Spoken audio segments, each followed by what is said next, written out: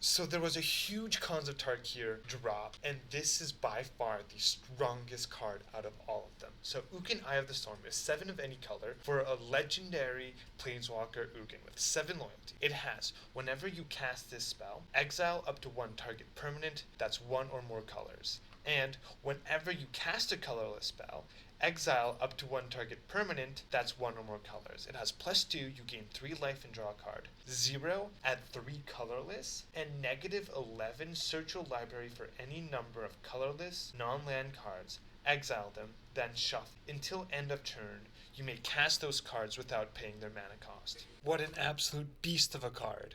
The first 2 static abilities are absolutely insane. When you play this and you can immediately remove a permanent from your opponent's board, that's really important so that you make sure that Ugin doesn't die on the crackback. And the second ability that triggers every time you play a colorless spell, that is so abusable, especially if it has 0, that makes 3 mana. So you can play this, remove a permanent, 0, play up to 3 colorless spells, and remove 3 more permanents. That is so gross overkill, especially that Tron decks can get this consistently on turn 3. And Tron has a lot of small artifacts that they can save up to wait to play Ugin, and then they each become a removal spell, which is crazy.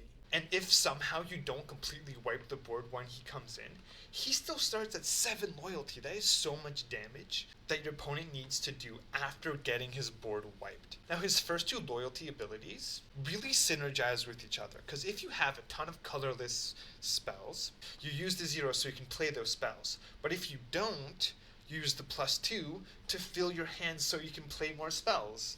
That synergy is really nice. Now his ult is absolutely insane, because you get there by activating your +2 twice. You could complain that, oh no, Ugin would die, but the thing is, you can just search your deck for another Ugin, put him into play. And Tron is built in a way that this -11 will insta-win you the game every time, because the deck is already filled with so many big bombs, and being able to search for them and then cast them without paying their mana cost is absolutely insane. You can get a couple Ulamogs and just completely destroy all their lands, and then next turn you swing for lethal. Kind of blows my mind how pushed this card is, and will definitely make Tron lists a lot better. Thank you guys so much for watching. Please like, comment, subscribe, and have a good one.